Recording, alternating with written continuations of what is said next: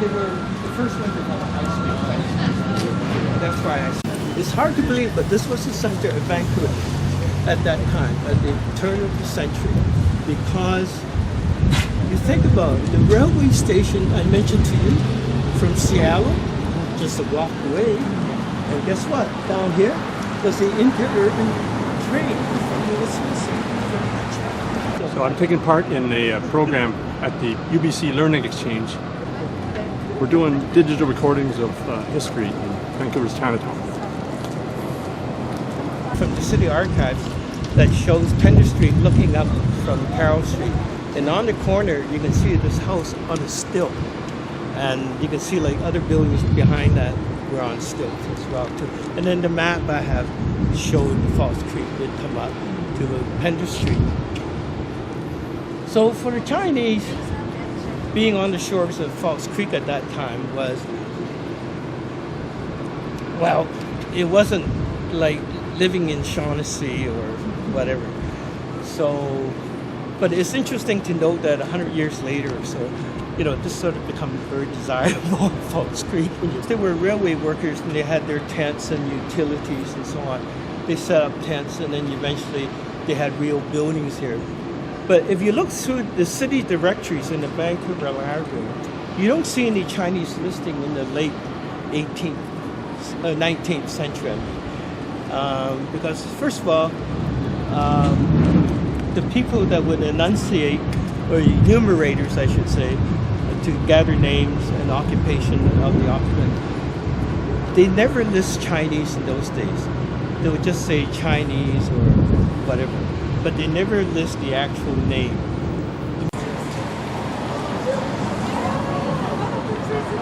So we're at the entrance to Chinatown here on Pender Street. So they put him in charge of the Chinese labor. And when the railway was complete in 1885, he went back to China to fetch his wife and first son, I believe. But the first wife was dying, and she said, "Oh, you should marry someone else and raise another family." So he did. In the end, he ended up with 4 wives and 23 children. And so the original building was that 2-story with that big, and it was just the door and the 2 windows on either side. So that was the original motorcycle. However, he couldn't fit his 4 wives and 23 children in that space. So he built another building way behind, and it was a 6-story building. And what he did was he put each family on each floor. Oh yeah. But I pity the person that lives on the 6th floor because you have to walk all the way up. Especially with food. But actually each...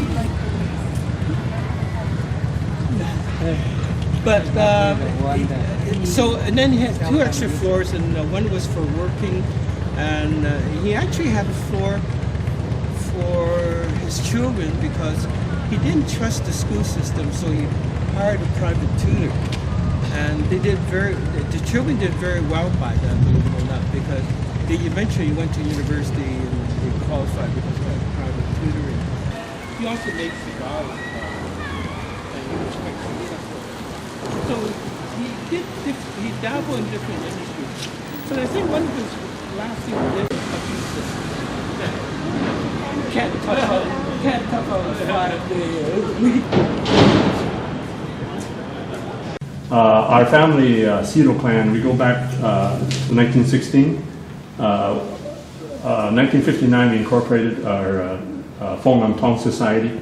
So we were part of the movement to stop the destruction of Chinatown. So our society was involved. We have another building at 1 East Hastings. The directors, they haven't registered it for a few years, so just paying the $25 fee.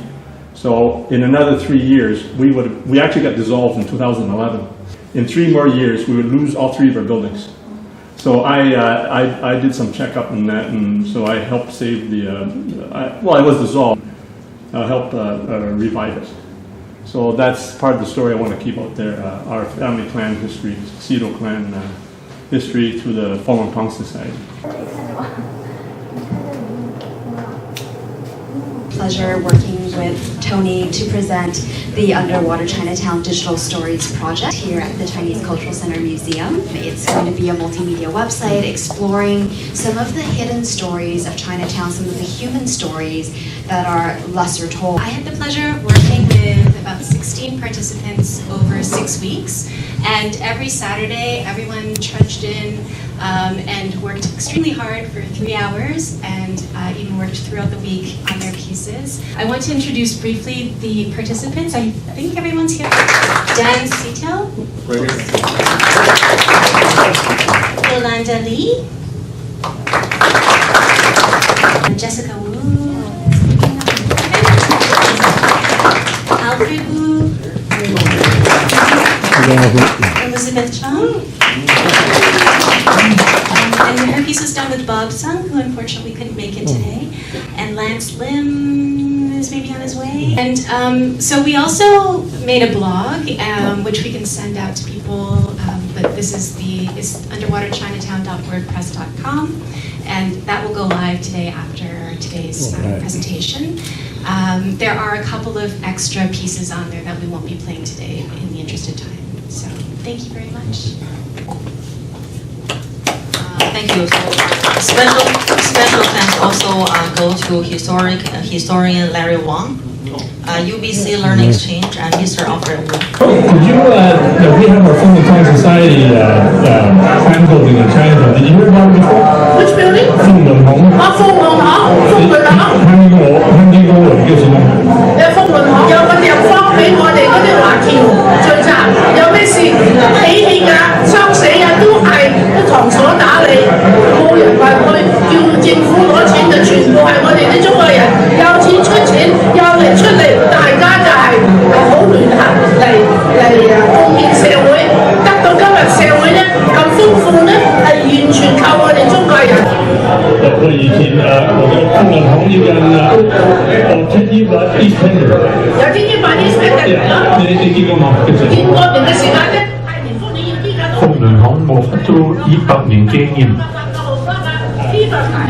如今從2009年至2012年，盲 A 20蚊會 A BC 鄉政府，如都2011年盲 A 20蚊會 A BC 鄉政府，我嘅鳳麟巷忙啊嘛。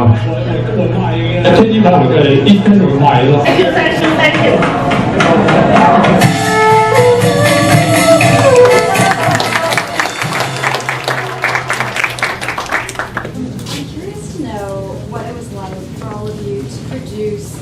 Your stories in audio format as opposed to sort of as a video, which I think is more common nowadays. I'm just curious to know what that was like for you, if you ever felt constrained or whether... My impression of audio is that it inspires imagination. You know, video, you actually see what your eyes perceive. But in your mind, with audio, you can really imagine things that are just somehow in the background or inspires your own personal memories. I think that was enriching for me. I'm so used to doing video, so it's kind of hard for me. Yeah. Kind of just once it got going, I could do audio now. My name is Dan Seto. I grew up in a small town in southern Alberta, just south of Calgary, called High River, Alberta. We were one of the few Chinese families in the town. One time a teacher asked me, "Do you live in town or do you live outside of town?" I said, "I always lived in town." And then the next time I saw him, he asked me again, "Have you ever lived outside of town?" So I said, "No, I've always lived in town." So finally, out of curiosity, the teacher asked me, "What tribe do you belong to?" So I said, "The Chinese tribe." He was kind of shocked, but he apologized to me. He thought I was a native or an aboriginal because his wife belonged to the Blackfoot tribe.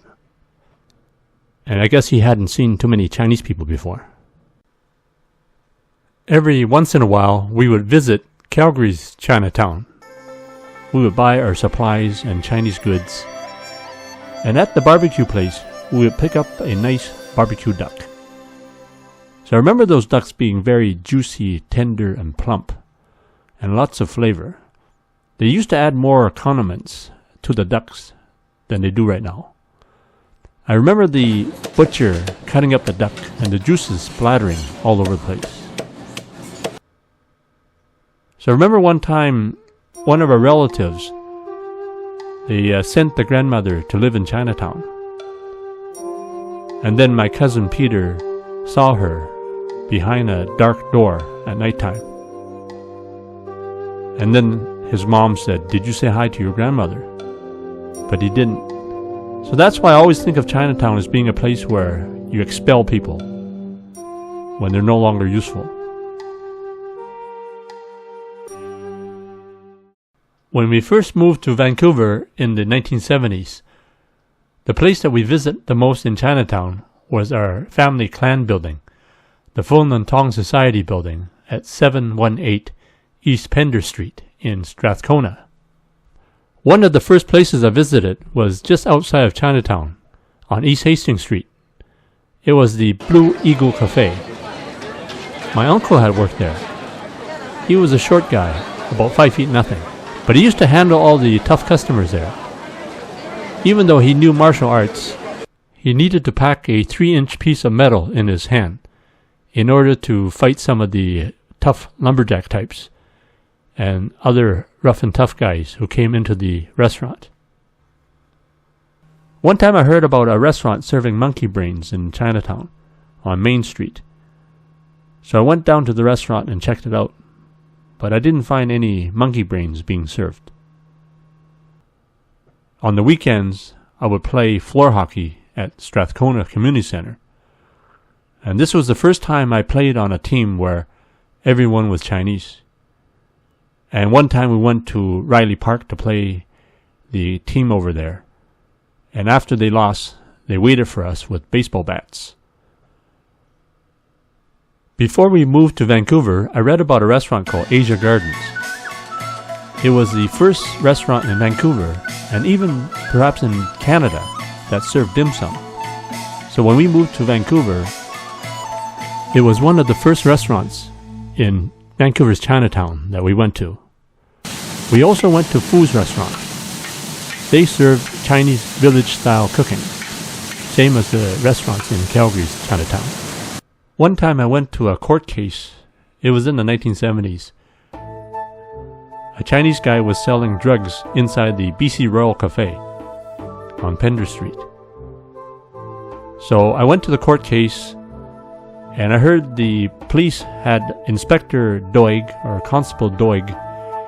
He was hiding in a undercover van, and he was looking into the BC Royal Cafe where the drug transaction was taking place.